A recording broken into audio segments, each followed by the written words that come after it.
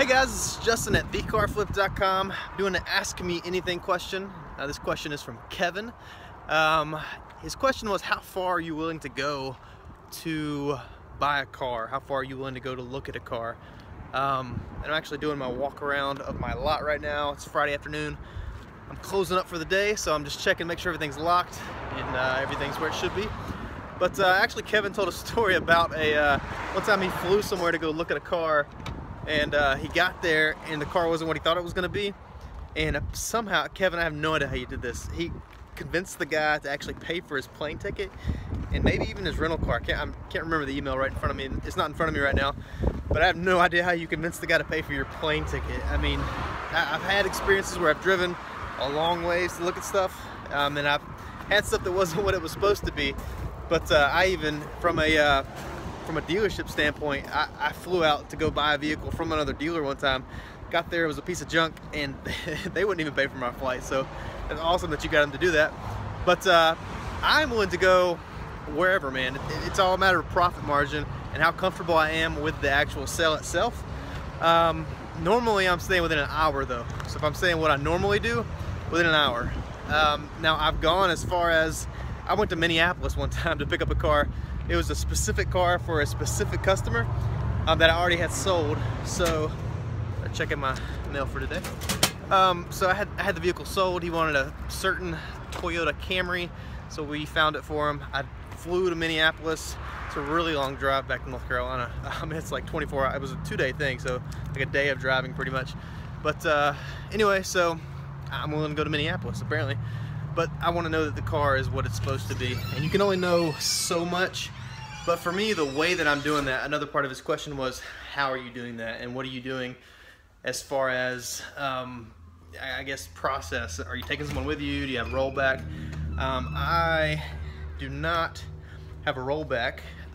Usually it's my wife. She is really awesome. If I just give her a candy bar and a Mountain Dew from a gas station, and then maybe even take her out to eat, she's game.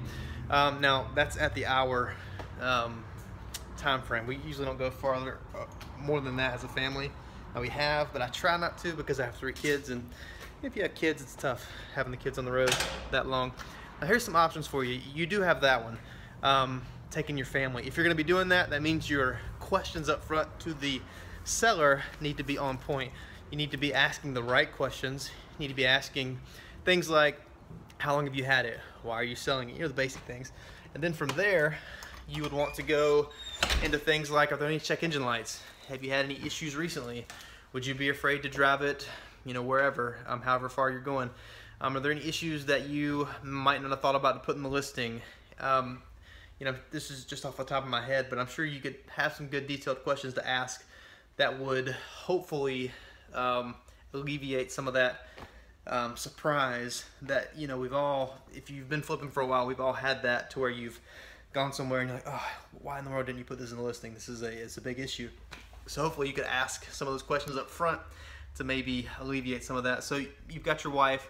You could always buy a trailer. I had a trailer for a while. I used it a few times. You know, you want one that's big enough to haul pretty much most things you'd buy, so it needs to be fairly wide. The mistake that I made when I bought my trailer was I didn't buy one that was quite wide enough, so SUVs were tough to get on it, but it served its purpose. It wasn't a bad thing. And then also you could contact someone that owns a rollback. Now it's probably going to be more expensive if you use a company, because a lot of companies want to charge you know, higher fees or charging you by the mile.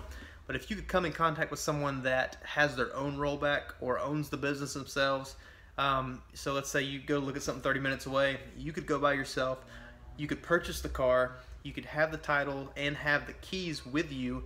You take the keys home, you have the title, and then you get in contact with the guy that owns the rollback. He comes by and gets the keys. He picks up the car the next day. That would be a very feasible thing. You know, on top of that, I guess option number 4 could be, you could actually go and look at the vehicle yourself. So you go look at the vehicle, you drive it, you do everything you're going to do for it. You get the keys, you get the title, you ask him, okay, I'm going to come back tomorrow. Ask the seller, could I park it right here? I'll be back tomorrow. I didn't have anyone to come with me. And then you could ask your wife or ask a friend, or, you know, pay someone 20 bucks to ride with you, that kind of thing. That way you're not taking your family on wild goose chases if you don't feel confident about the vehicle. So it's a tough thing sometimes to schedule, because I'm not a big fan of asking for favors. I don't like asking people to do things because then I know they're going to ask me to do something later. So, but my wife has been awesome, and maybe that's just, I don't know, but she's a really awesome woman to begin with. But she does, she's very helpful for me in that area. So that's been my go-to. My wife goes with me, and my kids, you know, we put a DVD on the back, or they have their tablet, so they're entertained. Now, if we get over that 2 or 3 hour mark, you know, as far as round trip, you know, they start to get a little antsy. So, you know, I know what it's like. You mentioned you had a family, so I'm right there with you on that. But those are your 4 options, I guess you'd say. You know, so you go with your family, go look at it. You buy a trailer, which would also mean you'd have to have something to pull it with.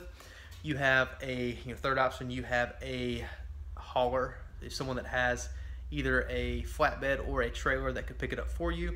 Or 4, you go yourself, come back, and then go back with a friend or your wife. So that would be my view on your situation. The biggest thing, I think, regardless of which of those options you're going to use, asking the right questions up front is going to be key, because that's going to save yourself a lot of hassle. It's very rare that I go look at something that I don't come home with it. Now, it does happen. I'm very willing to walk away from a deal, but I don't like going and wasting my time. So I'm going to ask as many questions as I can up front to make sure that I'm not going to go look at something and find something unexpected. So hope that helps, man. And if you have any other questions or follow-ups to this, I'd be more than glad to help. See ya.